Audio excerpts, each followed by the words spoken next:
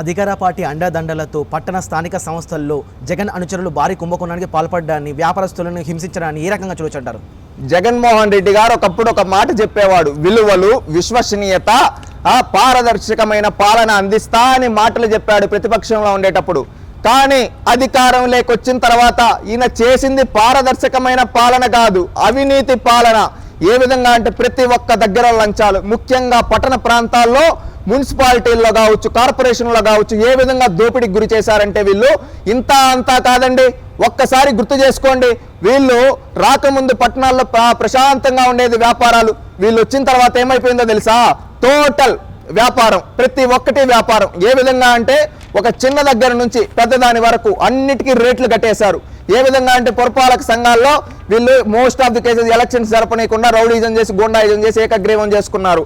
కార్పొరేషన్లో సేమ్ అలాగే చేశారు. వీళ్ళ అధికారులను పెట్టుకొని వీళ్ళ కౌన్సిలర్లు, వీళ్ళ కార్పొరేటర్లు ప్రతి అంగడి దగ్గరికి వెళ్ళి రోజు కమిషన్లు వసూలు చేస్తూ వాళ్ళకు వచ్చేది 1000 రూపాయలు అయితే దాంట్లో 500 రూపాయలు ఈ వైకాపా పార్టీ నాయకులు బొక్కుతూ ఉన్నారు. అదేవిధంగా స్థానిక సంస్థల్లో ఇంత అంతా అవినీతి కాదండి, లక్షల్లో అవినీతి, కోట్లలో అవినీతి చేస్తూ ఉన్నారు ఈ వైసీపీ నాయకులు. ఏ విధంగా అంటే ఒక కుప్పం మున్సిపాలిటీలోనే 78 లక్షలు స్వాహా చేశారు.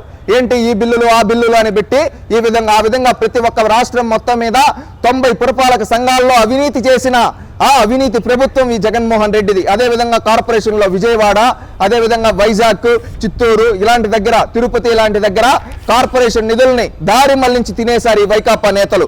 ఇవి మాత్రమే కాకుండా ఇప్పుడు ఎగ్జాంపుల్ కొన్ని నగరాల్లో తీసుకుంటే అండి, భీమవరం మార్కెట్ కూడలి వద్ద పురపాలక వాణిజ్య సముదాయం దుకాణాలు తీసుకున్న వైకాపా నేతలు అద్దెలు సరిగ్గా చెల్లించడం, ఆపై భవనాలు ఇష్టారాజ్యంగా మార్పులు చేర్పులు వస్తున్నా దుకాణాలైతే దుకాణాల ముందు వైకాపా జెండాలు పెట్టి అద్దె చెల్లించకుండా ఉద్యోగులపై రుణాలు రుబాబు చేస్తున్నారు. అంటే మున్సిపాలిటీకి కొన్ని ఉంటాయండి, ఏమిటంటే కొన్ని భవనాలు కట్టించి మున్సిపాలిటీకి ఆదాయం కోసం పెట్టుకుంటారు. అలాంటి దగ్గర వీళ్ళు ఏం చేశారో తెలుసా? మేము వైకాపా నేతలు మేము కట్టమని చెప్పి ఈ రోజు మున్సిపాలిటీకి రావాల్సిన ఆదాయాన్ని వీళ్ళు నొక్కేస్తా ఉన్నారు.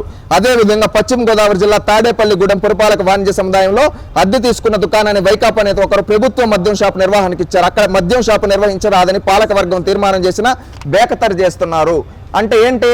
అక్కడ వీళ్ళు షాపు తీసుకున్నారు, అక్కడ ఈ విధంగా చేయకూడదురా నాన్న, ఈ విధంగా తప్పంటే మీరెవరు చెప్పడానికి? మా ప్రభుత్వం, మా జగనన్న చెప్పాడు, మా జగనన్న మద్యం అమ్ముకోమంటున్నాడని యథా రాజా తదా నాయక అన్నట్టు ఈ విధంగా వైసీపీ నాయకులు వాళ్ళ నాయకుడిని చూసి ఈ విధంగా తయారయ్యారు. ఈ విధంగా చూసుకుంటే పోతే ఒక దగ్గర కాదు, 2 దగ్గర కాదు, అనేక దగ్గర అనేక పరిపాలన. ఇప్పుడు చూసుకుంటే కర్నూలు జిల్లా ఆదోన్లో జేఏబీ మార్కెట్ గేట్లో వసూలు కాంట్రాక్టులు వైకాపా నేతలు చేజించుకుని పురపాలక ఆదాయానికి గండి కొట్టేందుకు సిద్ధమయ్యారు. 2024 సంవత్సరానికి మార్కెట్ వేలం ఈ పాటికి నిర్వహించాల్సి అధికారులు వైకాపా నేత ఒత్తిడి జాప్యం చేసి ఎన్నికల కోడ్ ఉండడంతో అమల్లోకి వచ్చిందని వేలం నిర్వహించి పాత కాంట్రాక్టర్ నెలకు 6.25 లక్షలు చొప్పున కట్టేలా ఒప్పందం చేసుకున్నారు. వేలం నిర్వహించే 10 లక్షలకు పైగా ఆదాయం వచ్చేది. అంటే వీళ్ళు ఆదాయం రాకుండా ఎలా చూస్తున్నారు చూడ మున్సిపాలిటీలకి, వీళ్ళకి నచ్చినట్టుగా తక్కువ రేట్లకు తీసుకొని ఈ విధంగా దోచేస్తూ ఉన్నారు. అంటే పట్టణాల్లో మున్సిపాలిటీకి రావాల్సిన ఆదాయాలు రానియటం లేదు, అక్కడ భవనాలు తీసుకొని వీళ్ళే నొక్కి తినేస్తున్నారు. ఇంకొన్ని దగ్గరలో అయితే మున్సిపల్ చైర్మన్లు ఇలాంటి వాళ్ళు దోచేస్తూ ఉన్నారు. ఈ విధంగా దోచేస్తూ రాష్ట్రం మొత్తాన్ని ఒక స్కామ్ ఆంధ్రప్రదేశ్గా మార్చేశారు. పురపాలకాల్లో ఈరోజు చూస్తే ఎక్కడ అభివృద్ధి కనబడటం లేదు, ఎక్కడ చూసినా అవినీతి జగన్మోహన్ రెడ్డి గారి పార్టీ నేతలది. అందుకని రాష్ట్రంలో ఉండే పట్టణాల్లో ఉండే ప్రజలారా ఆలోచించండి, మీకు కమిషన్లు ఇచ్చే పద్ధతి పోవాలన్నా, అదేవిధంగా రాష్ట్రం బాగుపడాలన్నా, మీ వ్యాపారాలు మీరు ప్రశాంతంగా చేసుకోవాలన్నా, అదేవిధంగా మీకు సముదాయం గౌరవం కావాలన్నా ఖచ్చితంగా తెలుగుదేశం ప్రభుత్వం రావాలి. తెలుగుదేశం ప్రభుత్వం వస్తేనే రాష్ట్రం బాగుపడుతుంది, పురపాలకాలు అభివృద్ధి చెందుతాయి. అందుకని ఆలోచించి మే 13వ తేదీ చంద్రబాబు నాయుడు గారికి ఓటేయండి. అదేవిధంగా మన రాష్ట్రాన్ని, మన పురపాలకాలని సర్వనాశనం చేసిన జగన్కి మన ఓటుతో బుద్ధి చెప్పి ఓడిద్దాం. రండి, కదలి రండి.